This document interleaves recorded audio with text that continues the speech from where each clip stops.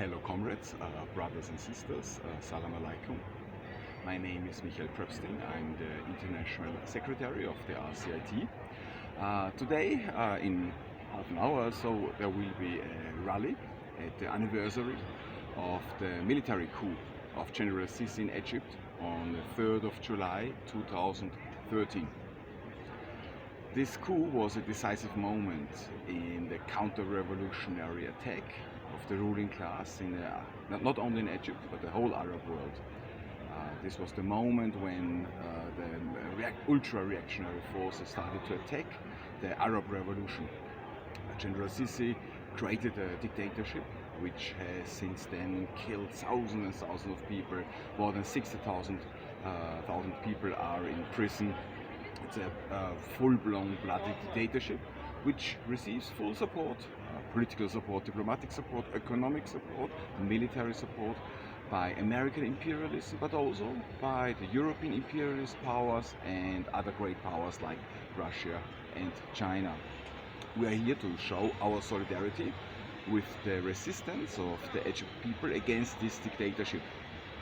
It is important to bear in mind that General Sisi is not only a threat for the Egypt workers and poor, but also for the Arab people in the whole region.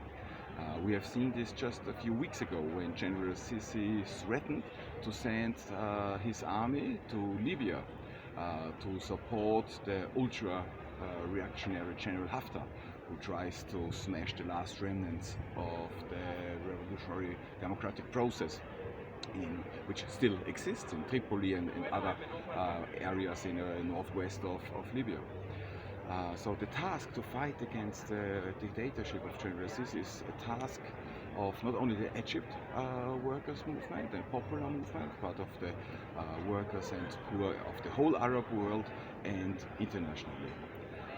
It's important to bear in mind that, as a matter of fact, we are fully aware that at the top of the resistance struggle of the Egypt people or the Syrian people or the Libyan people, it is not workers' organizations, it is not revolutionary socialist organizations at all, but rather usually petty bourgeois or bourgeois semi-democratic Islamist forces, etc.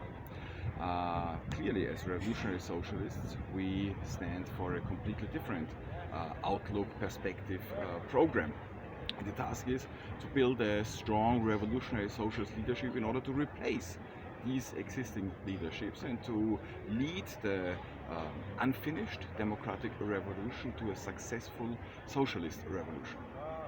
But it's also important to bear in mind the reason why such petty bourgeois, Islamist forces are at the top of the resistance struggle. The reason for this is the failure of the workers' movement, the betrayal of a number of Stalinist and pseudo-leftist organizations.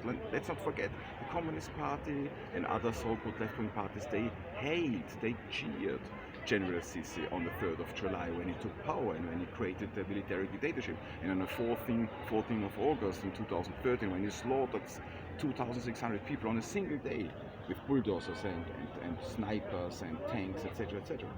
So it is the betrayal of the so-called left, which also supports Assad and other butchers in the region. It is the betrayal of the left, which is the reason why this so-called left is so weak in the region and why at the moment it is rather petty bourgeois forces which are at the top.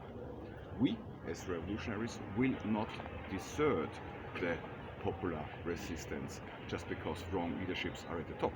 We will fight within such movements, we will fight for the successful resistance against the counter-revolutionary imperialist forces, and we will fight in order to transform this resistance struggle into successful workers and poor peasant revolutions. This is the perspective for which we, as the RCIT, stand for. Long live the international revolutionary struggle.